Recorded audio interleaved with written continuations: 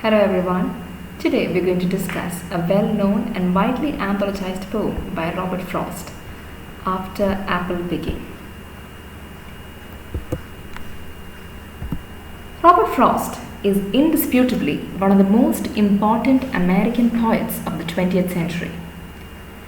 He is popularly known as the poet of New England, as most of his works are vignettes of the culture and ethos of the farming community in New England, where he spent a greater part of his life. New England is in fact the northeastern region of the United States of America, comprising of 6 states, including New Hampshire, Massachusetts, and Connecticut. His works are known for realistic depictions of rural life and skillful use of dramatic monologues and dialogues. Frost combined in him the essence of the 19th century American Romanticism and the spirit of the 20th century Modernism. While his contemporary modernists experimented with free verse, Frost chose to write in conventional metrical verses. He avoided artificial poetic diction and employed regional diction and followed the natural rhythms of speech of a soft-spoken New Englander. In spite of their seemingly simple subject and style, his poems are often profound meditations on various social and philosophical concerns. Also, Robert Frost is the only poet to receive the Pulitzer Prize for Poetry 4 times. North of Boston, published in 1914, is Robert Frost's second anthology, including 17 poems. It is also called a book of people because most of the poems deal with the life and struggles of New England identities such as Yankee farmers. It includes some of his most famous poems such as Home Burial, Death of the Hired Man, Mending Wall, and After Apple Picking. This collection put Frost on the map. He was recognized as a distinct voice in American letters. Now, let's move on to our poem, After Apple Picking. Where is the poem set? Well, the poem is set in a farm in New England. The time of the year is late autumn, when the chill of winter is lurking in the air. It is also harvest season. Who is speaking in the poem? What we can guess from the lines is that, like the first person speaker in most of Robert Frost's New England poems, the speaker here is a farmer sage, a wise person who farms the land and lives simply. But the speaker observes the world, often with keen attention to every detail, and reflects upon what he perceives. If we read between the lines, the speaker can also be someone who is engaged in some kind of creative work, like writing poetry, for example, like the poet himself. What is the poem about? It is about the experiences of someone who is exhausted after a long day's work in an apple orchard. What about the tone of the poem? The tone is one that of worry and exhaustion. And what is the farmer worried about?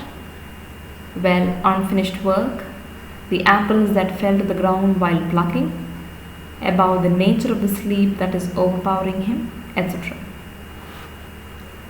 What is the mood of the poem? We've already mentioned that the speaker is thoroughly drained after a day's work. He is now halfway to sleep and dreaming. So we can say that the mood is drowsy and reflective. What can we say about the form and meter of the poem? Although Frost often preferred to write in traditional meters like iambic pentameter, for example, in most of his works, He always believed that primarily it is the mood of the poem that must dictate or determine the poem's meter and form. Iambic pentameter is a way of writing poetry. It is a rhythmic pattern where you have 10 syllables in a line in a manner that an unstressed syllable is always followed by a stressed one. So it kind of sounds like tetum, tetum, tetum, tetum, tetum. Coming to After Apple Picking. In this 42-line poem, around 25 lines are written in standard iambic pentameter and the rest is in free verse. Also, there are 20 end rhymes throughout the poem. This wandering structure emphasizes the sense of drifting between wakefulness and sleep, just as the speaker does. Now, we are moving on to the analysis of the poem. What is most interesting about Robert Frost's poems is that although outwardly they may seem to describe a natural scene, an everyday event, something very ordinary picked out of an everyman's life, there will always be a strong subtext that suggests that the poet is talking about something entirely different. In the case of After Apple Picking, on the first reading, it may appear as if the poet is talking about harvesting apples and what it entails. But surely it evokes other meanings, other realities, other concerns too. Let's take a look at the first 6 lines. My long 2-pointed ladder sticking through a tree toward heaven still. And there is a barrel that I didn't fill beside it, and there may be 2 or 3 apples I didn't pick upon some bough. But I'm done with apple picking now. So, we can assume that after a day's toil, the speaker has retired to his bed. Rest is all he desires because he has had enough of apple picking. But the problem with this man is that he is so devoted to his work that even when his body is tattered, even as he is sinking into sleep, all he can think of is work, work, and more work. What we see here is a list of his anxieties, the work that he has left behind. He has left his ladder in the orchard. There is a barrel that he didn't fill. There are unpicked apples upon some bough. We are smart enough to understand that with Frost, a ladder is never just a ladder, and a tree is never just an apple tree, right? So, we can see the first 2 lines are in fact loaded with meaning. The long 2-pointed ladder could be his life, his deeds that leads to his destiny, his career, the labor that sustains him. 2 points could be life and death, or birth and death, life and afterlife. In fact, this poem is rife with such dualities or binaries. Take the season for example. It's late autumn, but there is also a hint of winter, as it is stated clearly in the coming stanza. The man is moving between wakefulness and sleep, night and day. From the beginning, we sense a conflict between duty and desire, labor and rest, reality and dream. Now, the ladder is sticking through a tree, right? Which tree does it allude to? Link the apple orchard to the biblical Garden of Eden. So the tree could be the tree of knowledge of good and evil, the fruit of which Adam and Eve ate, which resulted in the fall of mankind. So the ladder or the act of climbing up could refer to Adam and Eve's choice, their ambition to equal God, the act that sealed the human destiny. The tree could even be an allusion to the tree of life in the Garden of Eden. The Catholic tradition has understood the tree of life in the book of Genesis as a prefiguration of the cross, which humanity could not partake of until after the incarnation, death, and resurrection of Jesus.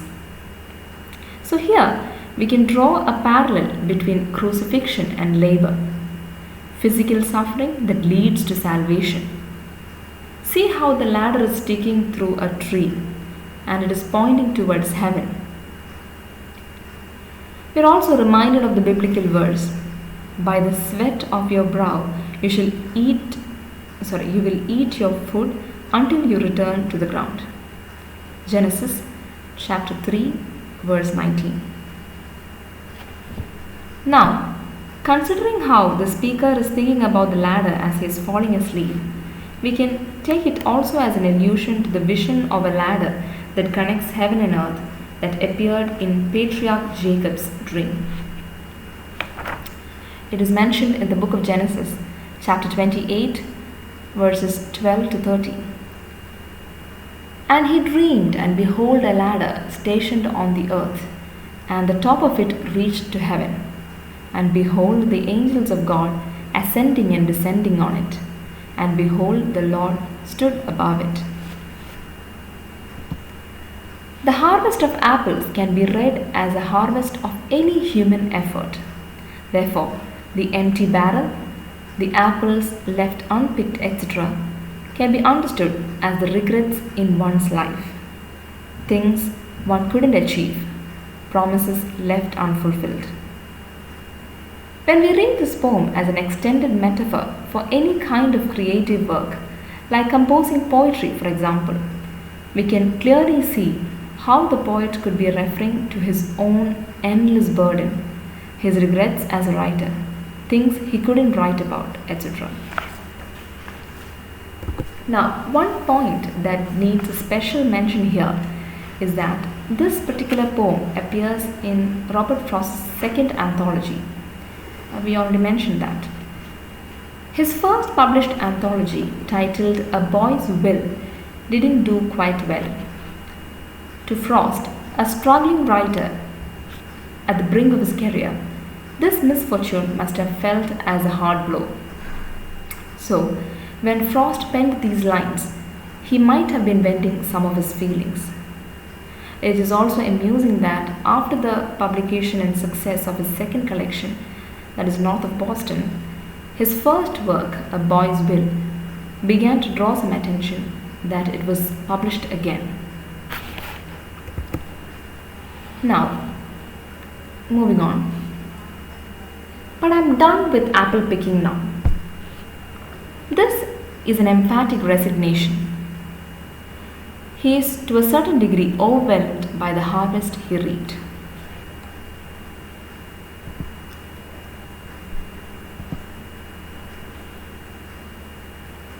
The essence of winter sleep is on the night, the scent of apples I am drowsing off. I cannot rub the strangeness from my sight I got from looking through a pane of glass I skimmed this morning from the drinking trough and held against the world of hoary grass. The night is beginning to feel like winter and he can smell the apples. He is falling asleep. Even the sleep comes to him as a scent, the scent of apples. Suddenly, he is recalling an incident from the morning. The poem reflects the disorienting nature of falling asleep, and sleep itself is presented as neither restorative nor restful. He cannot stop picturing the strange image he saw while looking through a piece of ice, here mentioned as a pane of glass, which he picked up out of a water trough that morning. When he looked through it, all he saw was a world of greyish, frost-covered glass. Strangeness is an interesting word here. I cannot rub the strangeness from my sight, he says. What causes this strangeness? Since his sleepy recollections, do not follow a logical sequence. Must we assume that the estrangement that he feels is caused by the monotony of the mundane act of apple picking? But since his direct reference here is to the incident that happened in the morning, the strangeness of the sight of the hoary world which he saw through the sheet of ice, can we connect it to the idea of fall, mankind's fall from grace, and the resultant estrangement from nature, estrangement from God? Because the idea of falling and the possible consequences of falling, such as blemish and decay, are recurrent themes in the poem. Also, the duality of season is made clear with reference to the sheet of ice and the hoary or frosty grass. Winter or winter sleep is suggestive of eternal sleep or death in this poem, and that is why, as we reach the last part of the poem, we see the speaker wondering about the nature of sleep that is coming on. So, when we read it that way, the whole poem could be understood as the fitful ramblings of a dying man. Thus, his musings on apple picking becomes a kind of stock taking, an evaluation of his long life, his choices and actions. Once again, this emphasizes the speaker's lingering worry surrounding unfinished work in the orchard, that is, the unpicked apples now left to fall as the seasons change. It melted, and I let it fall and break, but I was well upon my way to sleep before it fell. Time and space begin to blur as the speaker slowly sinks into an uneasy sleep. He is obviously hallucinating in his half-asleep state of mind when he says that the sheet of ice had started to melt in his hand and he dropped it. He is reliving the day in his mind. He admits that he had almost fallen asleep before the sheet of ice hit the grass or hit the ground. He very well knew what kind of dreams would visit him through the night. He says, and I could tell what form my dreaming was about to take. Magnified apples appear and disappear. So magnified apples fading in and out, just as how they played hide and seek among the leaves when he tried to pluck them during the day. Duty is often an important theme in Frost's poem or poetry. It is not surprising because duty is an important value in the rural farming communities such as that in New England. Frost describes the conflicts between desire and duty as if the two are almost mutually exclusive. In order to support his family, the farmer must acknowledge his responsibilities rather than indulge in his personal desires. So, this conflict between duty and desire is exactly what we see in this particular poem after apple picking, when thoughts of his labor penetrate his much desired sleep.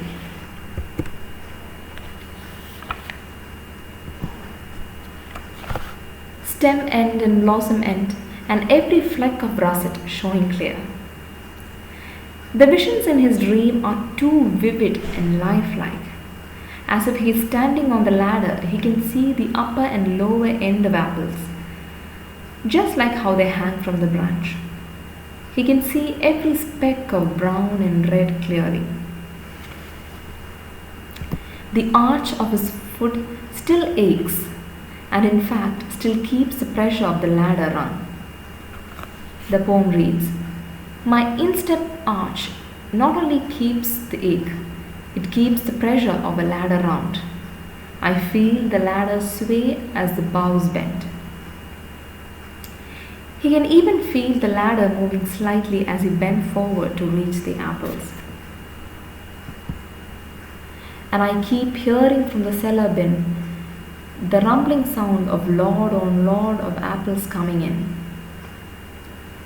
He keeps hearing the rumbling sound of loads upon loads of apples being rolled into the cellar bin. Relating it to the theme of hibernation or death that runs through the poem, the rumbling sound almost becomes a death knell or the apocalyptic voice on the judgment day. Much like how Andrew Marvell, the 17th century English poet, sings, "But at my back I always hear time's winged chariot hurrying near." For I have had too much of apple picking. I am overtired of the great harvest I myself desired. There were 10,000 fruit to touch. Although the speaker himself desired this great harvest, he needs to take a break now, for he is thoroughly exhausted. Metaphorically, the reference to the tremendous harvest could mean those gifted moments of creative surge that a writer experiences in his life. Too many brilliant ideas swimming in the poet's mind to take form and waiting to be penned. The artist cannot control periods of creativity any more than the speaker can control the changing seasons, and this is what fuels the poet's anxiety. He knows that this abundance of great ideas would not last forever, and this creates a tension between the desire to rest and the fear of wasting artistic potential. But nature dictates that periods of intense creative output must be punctuated by rest, just as soil and trees must be allowed to rest and regain strength between growing seasons. Cherish in hand, lift down and not let fall. It's a very beautiful line. The repeated emphasis on the sense of touch, the care with which he handles the apples, attests the speaker's love for the fruits of his labor, no matter how much he protests, saying he is done with apple picking. The speaker's obsession with death or decay is in a way what is revealed through his anxieties about the fallen apples in the coming lines. For all that struck the earth, no matter if not bruised or spiked with stubble, went surely to the cider apple heap as of no worth. For all that struck the earth will be turned into cider, no matter how perfect they were when they fell.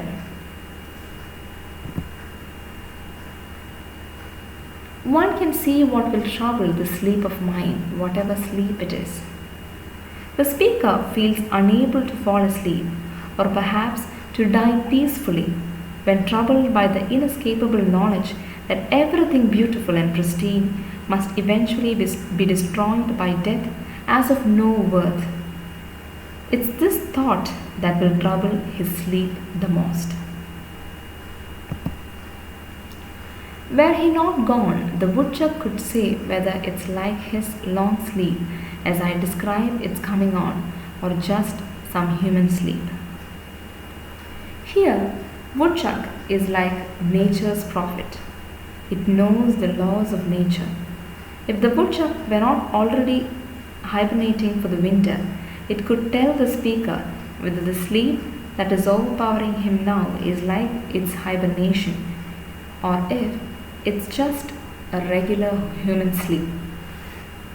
However, since the poem opens with the image of the speaker's ladder pointed toward heaven still, signifying a belief in heavenly afterlife, we can assume that the speaker has hope amid this frightening contemplation. Frost always presents the natural world as one that inspires deep metaphysical thoughts in the individuals who are exposed to it.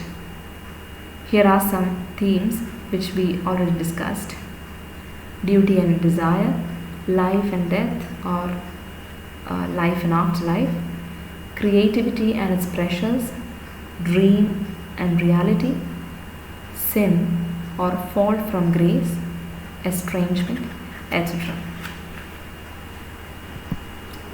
Now, what can we say about the symbols in the poem? A symbol can be an object, person, situation, event, or action that has a deeper meaning in the overall context beyond a surface understanding. Here are some symbols which are used in the poem, which we already mentioned while analyzing the poem. Ladder, harvest, apples, empty barrels, dreams, sleep, woodchuck. With this, we conclude our lecture on after apple picking. Now please attempt the quiz and the assignment given along with this lesson. Thank you.